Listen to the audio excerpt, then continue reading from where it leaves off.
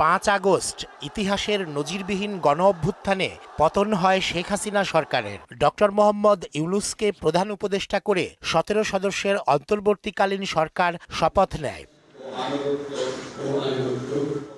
নতুন সরকারের প্রধান উপদেষ্টা আন্তর্জাতিক অঙ্গনে সফল মানুষ। তিনি জনগণের আকাঙ্ক্ষা পূরণ করতে সক্ষম হবেন বলে মনে করছেন সচেতন নাগরিকরা। স্যারের হাত দিয়ে বিধ্বস্ত দেশটা ঘুরে দাঁড়াবে এবং আমি সবাইকে অনুরোধ করব স্যারকে শান্তিপূর্ণভাবে কাজটা করা যাতে সুযোগ দেয় এবং সবাই সব জায়গা থেকে তাকে সহযোগিতা করে। এমন একজন ব্যক্তিকে দায়িত্ব দিয়েছে যিনি সারা পৃথিবীর কাছে খুব গ্রহণযোগ্য একজন ব্যক্তি, professor doctor Mohammad Yunus sir. তারা দেশকে সংস্কার করবে বলেই আমরা আশা রাখি। যে ছাত্র আন্দোলনের ফসল বর্তমান সরকার, তাদের প্রত্যাশাও একটু বেশি।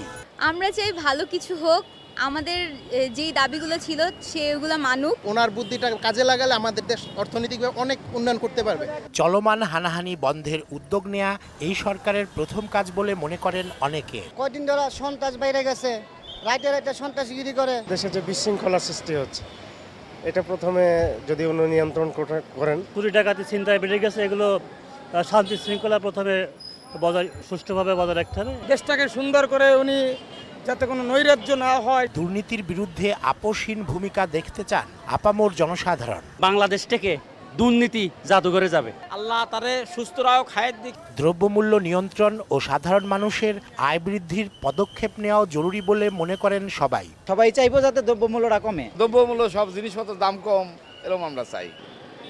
ইতিহাসের অনেক ভাঙাগড়া, অনেক উত্থান পতনের ভেতর দিয়ে এগিয়ে চলেছে প্রিয় মাতৃভূমি।